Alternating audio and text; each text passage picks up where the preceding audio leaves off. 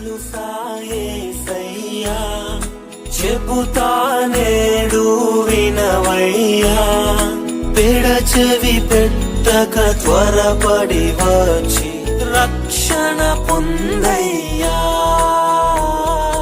రక్షణ పొందయ్యా. ప్రభు అయిన యేసుక్రీస్తు అతి శ్రేష్టమైన నామమున మీకు వందనములు.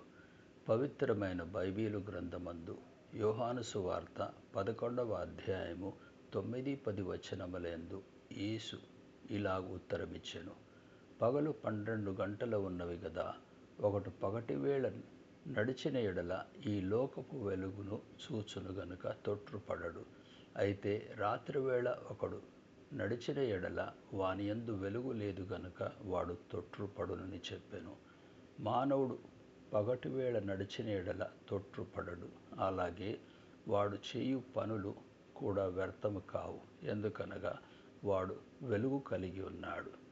పాపి అయిన మానవుని యొక్క అంధకారమైన జీవితమందు నిరీక్షణ లేకపోవుట, నిస్సహాయ స్థితి, అశాంతి, కలత అనునవి కనబడును. ఇలాంటి పరిస్థితి నుండి విడిపించుటకే యేసు ప్రభు శరీరధారి అయి మనుషులందరి యొక్క పాపభారమును మోసుకొని కలువరిలో బలి ఆయను. మరణమును ఓడించి 3వ దినమున తిరిగి లేచెను. ఈ విజయవీరుడైన యేసు ప్రభు పాపులైన మానవుల కొరకై వెలుగయ్యున్నాడు.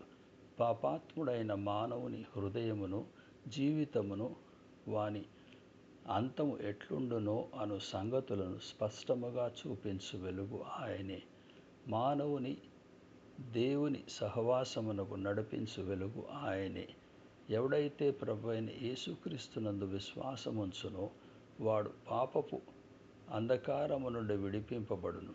ప్రభువైన యేసుక్రీస్తును స్వీకరించి మీరును పగటియందు నడుచుకొనుచు దేవుని మేలులను అనుభవించుటకు దేవుడు మీకు సహాయం చేయునుగాక. ధన్యవాదములు.